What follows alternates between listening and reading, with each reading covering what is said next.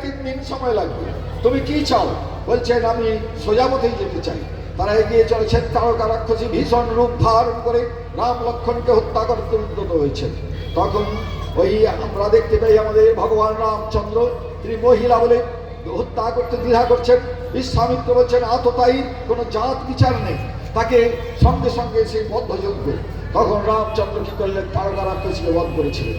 আমরা ভুলে গেলাম সেই রামচন্দ্রকে, আমরা ভুলে গেলাম রাবণ, কংসকর্ণ, বালি ইত্যাদিকে হত্যা করে ভারতবর্ষের ধর্মরাজ্যের পত্তন ঘটিয়েছিলেন, রাম রাজ্য গঠন করেছিলেন ভগবান শ্রী রামচন্দ্র। সেই রামচন্দ্রের নাম আমরা ধ্বনিত করে থাকি। আমরা উদয়স্ত আজকেও আমাদের হরিনাম সংকীর্তন হচ্ছে, হরে কৃষ্ণ কৃষ্ণ কৃষ্ণ হরে হরে, হরে রাম রাম রাম হরে হরে। কিন্তু রাম এবং কৃষ্ণের সেই বীর্য ব্যাপ্তা আমাদের মধ্যে প্রভাব, আমাদের মধ্যে তার মধ্যে কোনো প্রেরণা সঞ্চার করতে পারেনি। আমরা চোখের জলে বুক ভাসিয়েছি, আমরা অন্যায়ের প্রতিকার প্রতিবিধান করতে শিখিনি। তাই আজকে হিন্দুদের দুরবস্থা।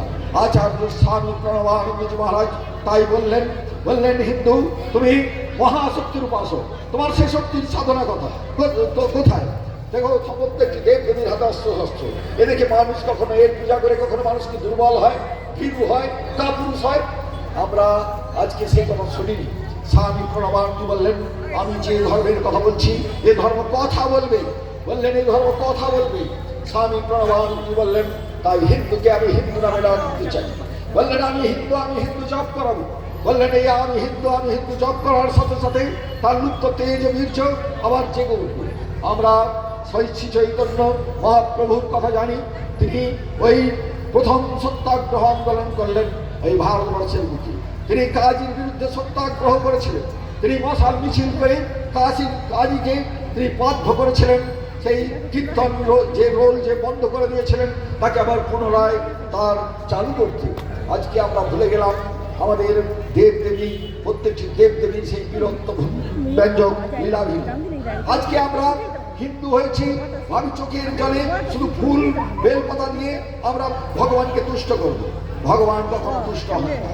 ভগবান তুষ্ট হন তখন যায় মানুষটি তার নৈতিক এবং চারিত্রিক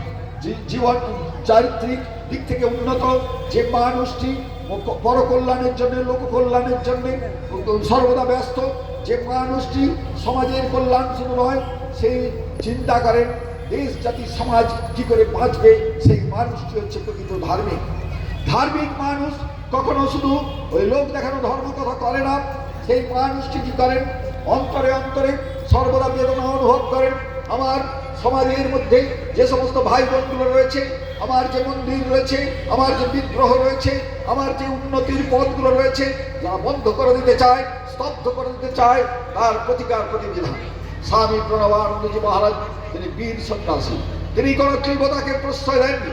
স্বামী প্রণবানন্দজি মহারাজ প্রত্যেক দিন 1.5 মনোজনের মুগুর 2000 বার ভাসতেন, 2000 বার টন বৈঠক দিতেন। স্বামী প্রণবানন্দজি মহারাজ 5 বছর ঘুমাননি। কৈশোরে তিনি সাধন ভজন করতেন, যখন ঘুম আসত তিনি মুগুর ভাসতেন, তাহলে নদীতে সাঁতার কাটতেন। স্বামী প্রণবানন্দ বলছেন ঘুম আবার কিসে? বললেন মাসের মধ্যে একদিন ঘুমালেই যথেষ্ট। স্বামী প্রণবানন্দজি মহারাজ তার দিব্য জীবন কথা যখন আমরা পর্যালোচনা করি তখন মনে করি যে এমন একটা ব্যক্তি যার জীবনে যে সমস্ত অসম্ভবকে তিনি সম্ভব করে দেখিয়েছেন। স্বামী প্রণবানন্দজি মহারাজ প্রত্যেকটি কথাতে বলতেন সংকল্পে দৃঢ়, প্রতিজ্ঞায় যে অবিচলিত, যাবতীয় সিদ্ধি তার করতলগত, সংকল্প ছাড়িব না, প্রতিজ্ঞা ভাঙিব না, এই সার নীতি যান, সেই একমাত্র বিশ্বজয়ী হতে পারে। আমরা সংকল্প করে যদি আমার জীবনকে গঠন করি, আমি সংকল্প করে আমার যদি প্রত্যেকটি কাজকে আমরা সমাপন করি, তাহলে আমি আমার লক্ষ্যে পৌঁছতে পারবো। কিন্তু আমরা সংকল্প করি, পরক্ষণে সংকল্প ভেঙে দিই। স্বামী প্রণবানন্দ বলছেন এই মানুষগুলো দিয়ে কখনো জীবনে কখনো কিছু করতে পারবে না।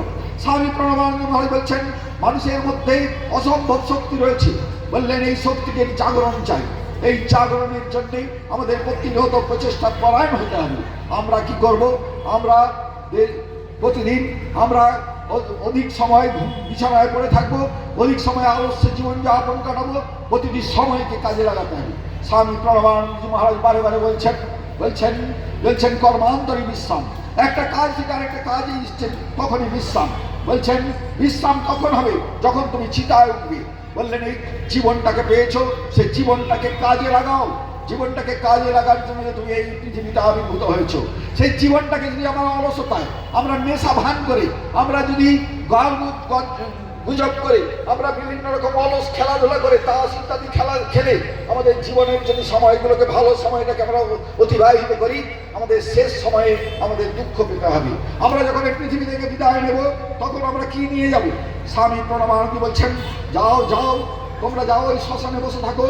তোমরা সাধন জীবনে উন্নতি করতে চাও, তোমার ব্যক্তি জীবনে উন্নতি করতে চাও, তোমার জীবনকে আদর্শ জীবনে রূপায়িত করতে চাও, যাও শ্মশানে বসে থাকো। মাঝে মাঝেই চলে যাও, সেখানে মানুষগুলোকে পুড়িয়ে দেওয়া হচ্ছে, তোমাকেও একদিন পুড়িয়ে দেবে। যখন তুমি মারা যাবে, যখন তোমার মধ্যে আর কোনো কিছু, তোমার প্রাণ থাকবে না, তোমার দেহটাকে পুড়িয়ে দেবে, তার মধ্যে পড়ে থাকবে কয়েক মুষ্টি ছাই।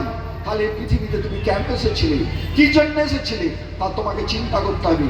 তাই বললেন প্রত্যেক দিন চিন্তা করো, রাত্রে শোয়ার সময় চিন্তা করো, গত দিনের চেয়ে আজকের দিনটা তোমার উন্নত হয়েছে কিনা।